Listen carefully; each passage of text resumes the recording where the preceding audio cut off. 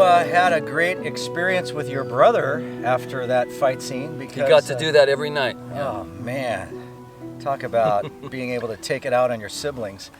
Hey, you know, I have this colleague at work, and her daughter told me once, because she knows I do Shakespeare, her daughter told me, when I was in high school, I couldn't stand Shakespeare. And so I'm always teasing her about, her fear of Shakespeare and why she doesn't like it. Why is it that, why do you think people are afraid to watch Shakespeare or engage with Shakespeare? What are your theories about that? I think a lot of times they think that they're not going to understand it, that they won't get it. And I think often that comes from a couple of mistakes. One is English teachers often teach Shakespeare just as literature. You know, you can take a college class and you'll read 4 Shakespeare plays and maybe you'll speak parts of it aloud or maybe you'll watch a movie, but you're invited to think of it as literature. Shakespeare wrote plays. He didn't write literature to be read primarily. That's not the primary purpose. They're meant to come alive on a stage. So that's the first mistake that happens. And then the second one is that a well-meaning English teacher, often in high school or middle school, will have everybody read Romeo and Juliet, and then they'll have the jock play Romeo or read Romeo, and they'll have the cheerleader or even maybe the intelligent girl that's real shy. Oh, you read Juliet, and she's actually not the correct person to read Juliet. And then you'll have the drama kid in the class, since he'll be Tybalt, but he'll be really boisterous and loud and won't really know what he's saying. And so you have all these kids who don't want to do it. They don't know what the heck they're saying or talking about. It seems boring and indecipherable. So if you have that as your backdrop, you're going to go through the rest of your life until somebody changes that experience, thinking that Shakespeare's not for you, that you're not going to get it, and that why waste your time on it. So it's, but one good experience with Shakespeare can change that. You know, you mentioned a minute ago kids, and I understand, and I have personal experience with this because you've worked with my daughter, Courtney. I understand you've been doing something called Shakespeare's Greatest Hits now for 20 years. We just celebrated this wonderful reunion at a local farm, and it was so inspiring to hear these kids who are now young adults stand up and talk about the impact that Shakespeare has had on their public speaking confidence and so many different other areas of life. So would you elaborate on this program and what it means? Well, the program is exactly what I was just talking about. It's a rigorous 10-week program that focuses on teaching kids between the ages of really 12 or sometimes even 11 on up to perform Shakespeare. And it's a super challenging program. There's no microphones that they use. They have to project with their voices. I insist that they learn and understand what their characters are meaning when they're speaking, why they're talking, what it is that they're saying, and then they have performances in front of an audience. So there's always that pressure that they know this is a theater experience. You're leading towards a performance. You heard some of what the kids had to say. It's something they never forget, and even though I work them really, really hard, they seem to actually like it. Yeah, you know, and that's the thing. In a day and age as a public school teacher, when I actually have pressure on me to dumb things down or not hold kids to a high standard, it's so frustrating because you realize that unless you hold people to a high standard, they're not going to achieve great things. I mean, you understand history that way, or people who've come up, you know, like Booker T. Washington, other people who've come up, you know, literally pulling themselves up by their own bootstraps and so forth. Well, it's like with microphones, for example. If you don't provide kids with microphones and say, you have to speak up, you have to make that person back there sitting in the back, that old lady, hear you, they'll rise to that challenge. If you hand them a microphone and put it here or there, then they will never learn that skill. I mean, Tim and I performed at South Eugene High School, which was a massive auditorium that I believe seated nearly 2,000 people. Yes, and at the time, for quite a while, it was the largest theater between Portland and San Francisco until the whole Performing Arts Center and it wouldn't be like 2,000 people would be there at our shows. They would all sit near the front. Still, our voices had to fill that auditorium. and we were able to do it. Yeah. We learned to do it. Pretty amazing when you think about it. It is. Yeah. So, what's the future for Shakespeare's greatest hits? Well, look like? it's. I will do it as long as I'm able to, as long as God has that as a possibility in my life. I love every year being able to delve deeply into 2 different Shakespeare plays, and to help kids learn to bring them alive on stage. Yeah. Do you always do a comedy and a tragedy, or do you throw a history in there sometimes? Sometimes I throw a history in, and the history might be a tragedy, like Richard III or something. But yeah, I do 2 contrasting Shakespeare plays. Okay. So is this for any kid? Can they be public school, homeschool, private schooled? How do you handle that? It's for any kid who's the right age. Generally, they're homeschooled. They don't have to be.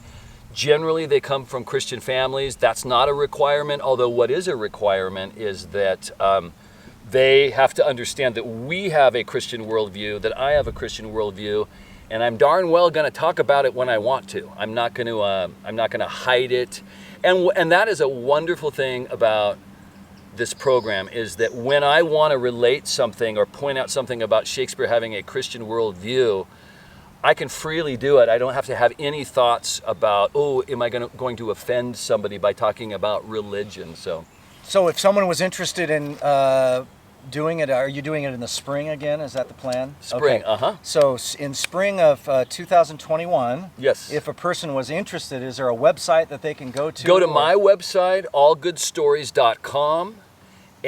Or just Google Christopher Leebrick. That'll take you to my website pretty quickly. We'll link that on the episode here and put it in the on the website, there's a page called Classes, and that is the page for my Shakespeare's Greatest Hits. And you can find out all the information you need with that.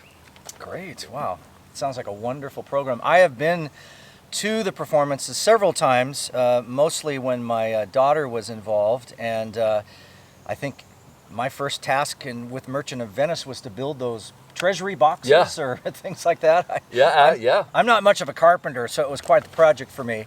And but it was great to see my daughter blossom and gain more self-confidence. And Tim's daughter is a perfect example of somebody, if they stay in the program long enough and if they have some talent, this program gives them a chance to blossom. She was pretty shy when she started. Yes. But I knew she had that black talent residing within her, and by the time 5 years later, she was playing the leading roles.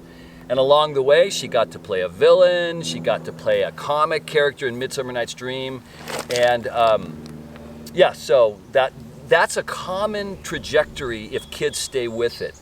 Talk a little bit about how in Shakespeare's day, the men played the women's parts, but in Shakespeare's Greatest Hits, you kind of see the opposite going on. There are generally more girls than guys sign up for Shakespeare's Greatest Hits, although some years it's very equal, and once or twice there have been more guys. But it works when I direct these plays to have the females like your daughter playing Tybalt, a very ferocious male character who fights and kills somebody on stage. It doesn't, unless it's for comic effect, it doesn't work the opposite way anymore. There's one Shakespeare play, A Midsummer Night's Dream, that a character is supposed to dress up for the play within the play as a woman, and it's supposed to be funny. Yeah. But the Pyramus and Thisbe play within the play. Yeah. Right. Otherwise, it really doesn't work. Yeah. But like you said, in Shakespeare's day, the convention was that women weren't allowed to play in the theater. They weren't allowed to act on the stage. And so you would take these young boys whose voices hadn't quite broken yet, but maybe were getting close to, turning into this, and you'd have them play Juliet, and you'd have them play Lady Macbeth. You'd have to have a really good one, really good juvenile whose voice still hadn't quite broken, play those heavy characters like Lady Macbeth and... Dare we say a juvenile delinquent, Chris? Yes. Perhaps, with that part? Mm-hmm. Just maybe one final question before we head into another subject. Of all of the, say, Hamlets you've seen, say, Kenneth Branagh's Hamlet or Mel Gibson's Hamlet comes to mind, or the guy from Doctor Who, what's his name? David Tennant? David Tennant's I have Hamlet. seen that one. So when you look at those, Laurence Olivier's classic Hamlet, do you have a favorite? And if you do, can you tell us why? Yeah, I like them all, although Kenneth Branagh's exemplifies why it's never smart to do an uncut Hamlet. It's too darn long. Nobody wants to watch a 4.5-hour Shakespeare play, and so he was indulgent, but he's quite talented. I love him as Iago in Othello, but my favorite of the ones you mentioned, I would probably say, is actually Mel Gibson. And part of the reason for that, and Franco Zeffirelli directed that, part of the reason is because that interpretation, he's a spooky Hamlet. And that's the way to play Hamlet. Hamlet should have something about him that's edgy and dark and potentially violent. All those things come out in the play. And had I ever had the chance to fully play him, that's how I would have played him. I did have the chance to do some extensive scenes in college, and that's the direction. In fact, the same guy that directed me in Macbeth at my theater, we brought him up as a guest director. He directed me in these spooky Hamlet scenes, and I like Mel Gibson's choices. He's dangerous. Yes. I wouldn't say Kenneth Branagh's Hamlet is dangerous. I wouldn't say Laurence Olivier's Hamlet is dangerous. And I think Hamlet needs to have a danger. Yeah. Another thing I like about that production is the father. Who plays the father, the ghost? Oh, yes. The famous is it Alan actor. Bates? Is it Alan Bates? Or no, I think Oliver Reed, maybe? No, I'll put it on the comments, but he's one of my favorite actors. But I think the thing that Paul Scofield. maybe Paul Yes. Scofield. The thing that really came out for me was the spiritual struggle that Hamlet was going through. Whether is his father a demon sent from hell, from Satan, to trick him, or is this some actual ghost version of his dad telling him the truth? And I don't know. For me, that spiritual struggle. Well, really came now out. it's interesting you say that, because that is in the text. That is in the text, and that's a perfect example of how, in our Shakespeare Greatest Hits program, I can talk freely to the students and say, look, what he's wondering about is this the devil in disguise playing a trick on me to damn my soul? Now, if I had to worry about pussyfooting around in the public school situation and saying, I don't know if I can even talk about, I don't have to worry about that at all. I can just go right there. That's in the text. That is, but often in productions, sometimes those references are cut out. So I like to explicitly leave that in there, because that is what he's worried about. That's one of the things he's worried about, is maybe he's being tricked. Yeah, and even in the to be or not to be speech, how do you, I teach, I give the kids, 5th graders, just an introduction into Hamlet, and I show them an animated version of it that's, watered down. But when he talks about the undiscovered country in the to be or not to be speech, as he's contemplating suicide, there are so many spiritual elements in that speech. I cannot imagine not bringing in a spiritual or a Christian worldview, and the whole idea of spirits and their origin, and what's coming from Satan, and what happens if I do commit suicide. What is self-slaughter a sin, or is it, like you think about Robin Williams, for instance, when he committed suicide. It was tragic. It was sad. We were all sad, but people kind of treated him like, well, he did the heroic thing, in committing suicide. And no one ever really explores the moral complications of committing suicide, but Hamlet certainly does. Right. And who is it Ophelia isn't going to get a proper burial because she commits suicide, even though she does it out of madness. Right. And that's part of what makes Laertes so furious, is that she's not giving a proper church burial because the church is saying, no, that was wrong of her to commit suicide. We've come so far. I mean, yes, lots of progress. You think the people during Shakespeare's day would get all of those implications? I mean, it was just part of their lives. Yeah. And that's the interesting thing, is that Shakespeare, whether, one question, I always have my kids take a quiz every year, and sometimes I'll say, do you think Shakespeare was a Christian or not? And if not, or defend your answer. And I think at the very least, Shakespeare had a Christian worldview. I think he was a believer, and I think it's shown by the fact that his final plays, he was thinking about his own mortality. He was thinking about his need for forgiveness and redemption, and that is why that is a theme in many of his final plays, including his last full-length play, The Tempest, which was one of the plays we did this year in SGH. So that, to me, is partial evidence. I think he was likely a Catholic, although closeted, because most Catholics at the time had to keep it on the down low. Especially with Queen Elizabeth on the throne. Yeah, and but I think he was a believer, and certainly all around him in that worldview was a Judeo-Christian worldview. Before we transition into some other topics and perhaps another location, we're big on location here today. Big on location. Yes. I remember at the reunion, Chris, that you talked about the variety of things that Shakespeare covered in his plays, and you ended with a quote from The Tempest. I think it's at the end of the play. Right. Can you kind of sum that up? Well, one of the things I pointed out is Shakespeare liked to talk about the transience of this life, that this life goes by, in a just a vapor. A vapor, yeah. And of course theater is like that. Theater goes by even quicker. I mean, the play's there 1 minute and then it's gone. And so he talks about that the actors, in one of his speeches in The Tempest, that the actors are almost like spirits. They're up there and then they're gone. And then he ends this famous speech where he says, "We are such stuff as dreams are made on, and our little life is rounded with a sleep." And it's a famous line and a beautiful piece of poetry about that we're here and we're gone, and that during this time, our little life is, we sleep every night.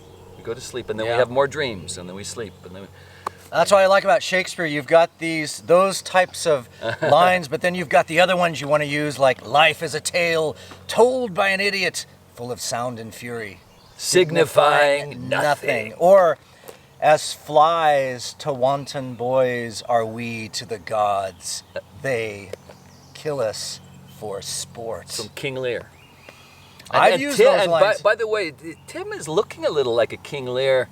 Like I may go mad by the end of this interview. And I could be your fool. There you go. Yeah. Why don't we show a little wisdom and get on out of here? Yeah. And head to our next location. Are you doing location. the SGH clip later, or do you want to set that up? Is this a good spot for it? I think this is an excellent place for the... So tell us what the clip's about. We wanted to show you an example of a scene from one of the Shakespeare's greatest hits. And this is not the featurette, or is this the... We could show the featurette. Why don't we show the Petruchio scene here and set that up for us? Later, I think we're going to show you a featurette, which will give you a better idea of how Shakespeare's greatest hits works. But we're going to show you one example of a scene from Taming of the Shrew, and this was from about 5 years ago. And my son, who they say I used to look like back when I was his age, he was in the... He has the hair He's got now. the hair. I don't anymore. But anyway, he's playing Petruchio, and then the daughter of the woman who was my program administrator for 14 years is playing Kate, and you'll see that the actors do a really great job, and you'll also see very intricate blocking that they had to learn as they have this kind of combat scene. Yeah, great. Yeah. Well, let's watch that clip. I'm looking forward to it. Now, my spruce companions, is all ready, and all things neat. All things neat. How near is our master? Even at hand, alighted by this, and therefore be not courteous. What have we here? I hear my master. Where these knaves? What? No men endure to hold my stirrup nor take my horse. Where is Nathaniel Joseph Philip? Here, sir. Here, sir. Here, sir. Here, sir. Here, sir. Here, sir. Logger-headed and unpolished grooms. What? No attendance. No regard. No duty.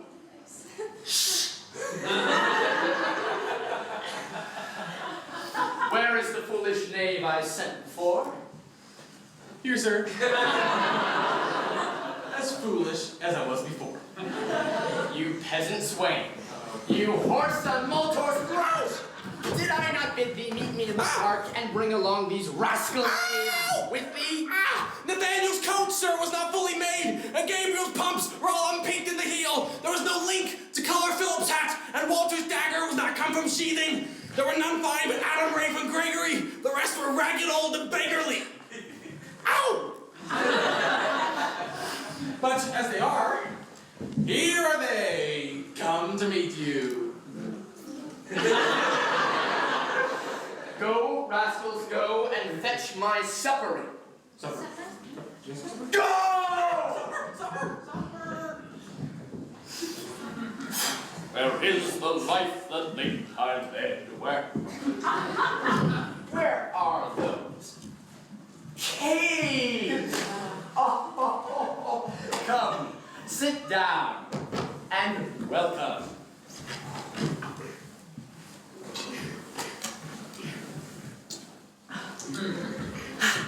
Food. Food. Food.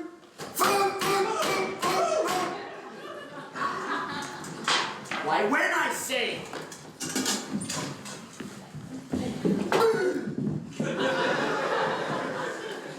be merry, Kate. Off with my boots, you rogues.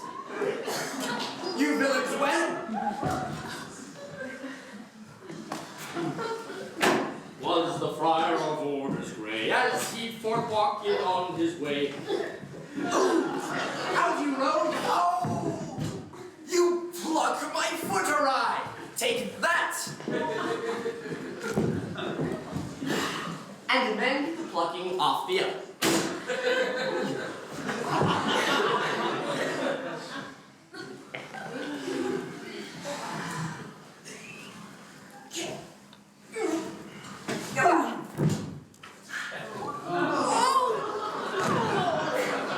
Some water here. Some water here, what ho? Water. Where is my spaniel Troilus? Sirrah, get you hence, and bid my spaniel Troilus come hither.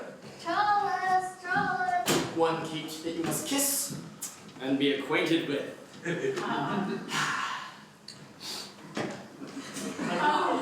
Where are my slippers?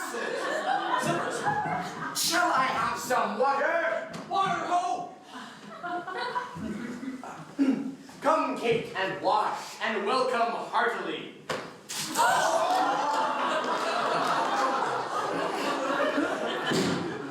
You horse-son villain, will you let it fall? Patience, I pray you, 'twas a fault unwilling. Horse-son beetle-headed flap-eared knave. Come, Kate. Oh, sit down. I know you have a stomach. Will you give thanks, or shall I?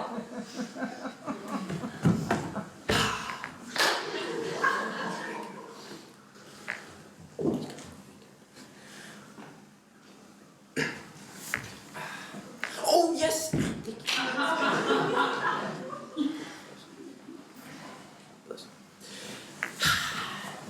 Oh, Lord. Thank you. Amen. Amen.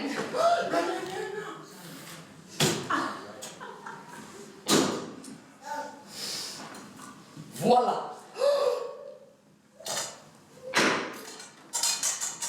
What's this?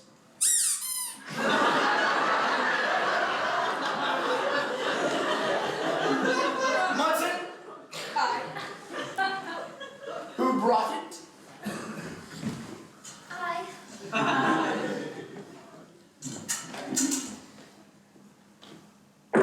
Tis burnt!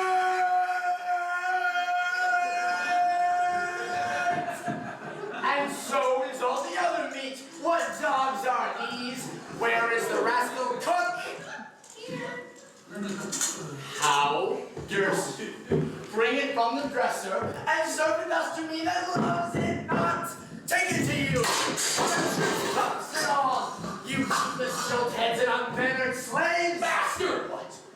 grumble. I'll make you straight. Husband, I pray you, be not so disquiet. The meat was well if you were so contented. Tell thee, Kate, 'twas burnt and dried away, and I am expressly forbid to touch it, for it engenders choler, planteth anger, and better 'twere that both of us did fast than feed on such over-roasted flesh. Be patient. Tomorrow it will be mended, and for this night we'll fast for company.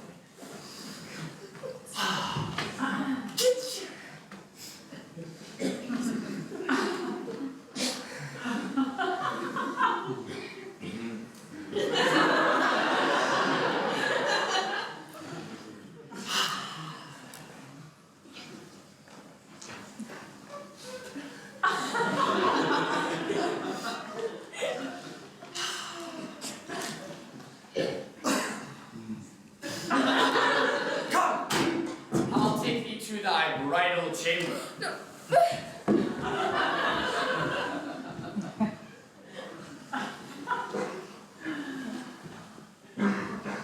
Philip, does he ever see the like? He kills whoever is on her mind. Go.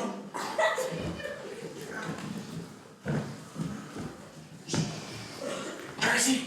In her chamber, making a sermon of continence into her. And rails and swears and rates, that she, poor soul, knows not which way to stand, to look, to speak. And sits as one arisen from a dream. Away! Away! For he is coming hither!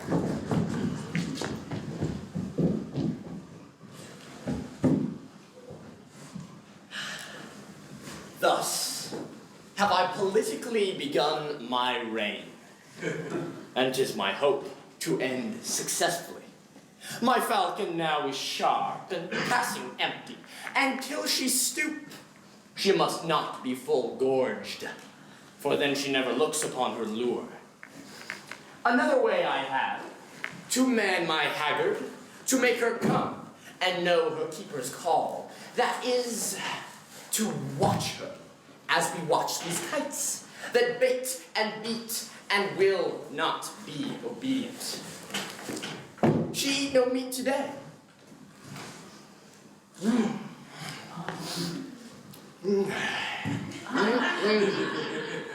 Nor none shall eat. Last night she slept not, nor tonight she shall not. As with the meat, some undeserved fault I'll find about the making of the bed. And here I'll fling the pillow, there the bolster, this way the coverlet, another way the sheets. Aye, and amid this hurly, I intend that all is done in reverend care of her. And in conclusion, she shall watch all night. And if she chance to nod, I'll rail and brawl, and with the clamor, keep her still awake. This is a way to kill a wife with kindness. And thus, I'll curb her mad and headstrong humor. He that knows better how to tame a shrew, now let him speak. 'Tis charity to show.